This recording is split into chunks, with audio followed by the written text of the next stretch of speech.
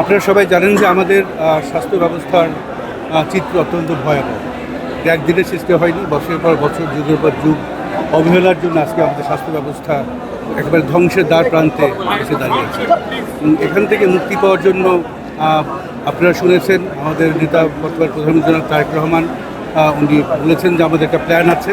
আমরা গত এক বছরের বেশি সময় ধরে বিভিন্ন রকম পরিকল্পনা করে আসছি। ওই প্ল্যানের যে আমাদের যেটা মূল বিষয় সেটা হলো আমরা আমাদের চিকিৎসা ব্যবস্থাকে চিকিৎসা কেন্দ্রিক যে স্বাস্থ্য ব্যবস্থা এখান থেকে আমরা পরিবর্তন করে আমরা প্রিভেনশন কেন্দ্রিক স্বাস্থ্য ব্যবস্থায় নিয়ে যেতে চাই।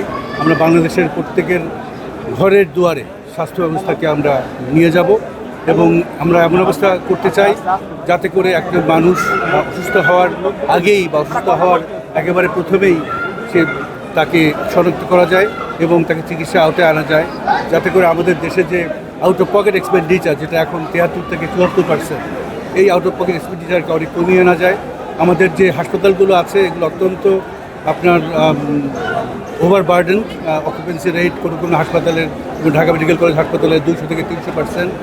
এগুলোকে যদি আমরা কমাতে চাই এবং আমাদের যে কোয়ালিটি অফ কেয়ার যদি আমরা বাড়াতে চাই, তাহলে আমাদেরকে প্রিভেনশনকে শক্তিশালী করতেই হবে, আমাদের হেলথ প্রমোশনকে শক্তিশালী করতেই হবে।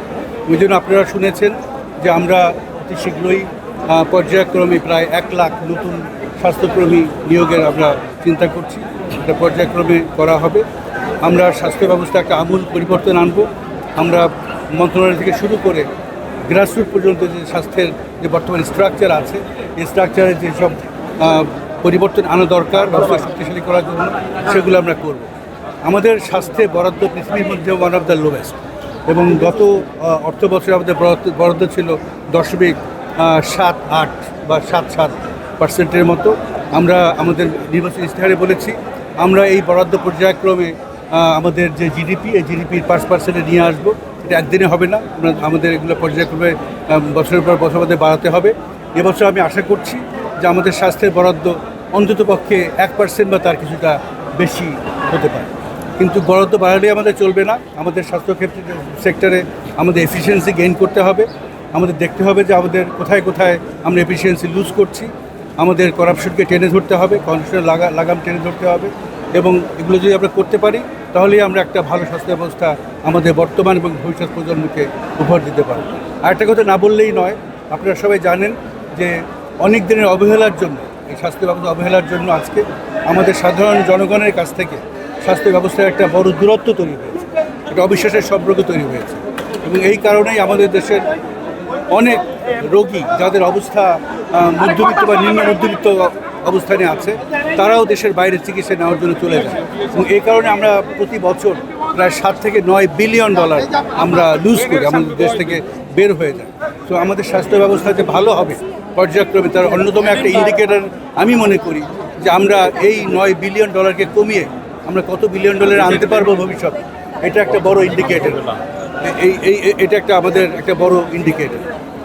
সুতরাং আমাদের এই প্রাইমারি হেলথ কেয়ার যদি আমরা ভালো করতে পারি, আমাদের এই প্রিভেনশনকে যদি আমাদের স্বাস্থ্য ব্যবস্থার কেন্দ্রবিন্দুতে নিয়ে আসতে পারি, আমরা স্বাস্থ্যকে যদি সবার দোরগোড়ায় নিয়ে যেতে পারি, তাহলে আজকে যে আপনারা এই যে হাম-রুবেলার প্রাদুর্ভাব দেখছেন, এই ধরনের প্রাদুর্ভাবও ভবিষ্যতে হবে না। আমরা যে কোনো ভার্টিক্যাল প্রোগ্রাম থেকে আস্তে আস্তে সরে দাঁড়িয়ে, আমরা শর্ট টার্ম হরাইজন থেকে সরে দাঁড়িয়ে আমরা সব কিছুকে ইন্টিগ্রেটেড করতে চাই এবং ন্যাশনাল প্রোগ্রামের মধ্যে নিয়ে আসতে চাই। আপনারা সবাই জানেন যে হামের টিকা আমরা আপনার জরুরি যে টিকাদান কর্মসূচি সেটা আমরা শুরু করেছি। সেটা শুরু হয়েছে 5ই এপ্রিল। 5ই এপ্রিল আমাদের দেশের 30টি উপজেলা, যে উপজেলাগুলোতে হাম-রুবেলার প্রাদুর্ভাব সবচেয়ে বেশি দেখা দিয়েছিল, সেখানে জরুরি ভিত্তিতে আমরা টিকাদান কর্মসূচি শুরু করেছি। তারই ধারাবাহিকতায় 4টা সিটি কর্পোরেশনে 12ই এপ্রিল টিকাদান কর্মসূচি শুরু হয়েছে এবং সমগ্র দেশে 20শে এপ্রিল শুরু হয়েছে এবং 6 মাস থেকে 5 বছরের প্রতিটি বাচ্চা এই টিকা পাচ্ছে। তো আমরা যদি টিকাদান কর্মসূচি আপনাদের সবার মাধ্যমে, আপনাদের সবার সহযোগিতায়, সমাজের প্রত্যেকের সহযোগিতায়, প্রতিটি রাজনৈতিক দল সবার সহযোগিতা আমরা সফল করতে পারি এবং সফল হচ্ছেও, তাহলে আমার মনে হয় না যে এই নিয়ে আমাদের বাড়তি কোনো চিন্তা বা বাড়তি কোনো দুশ্চিন্তার কোনো কারণ আছে।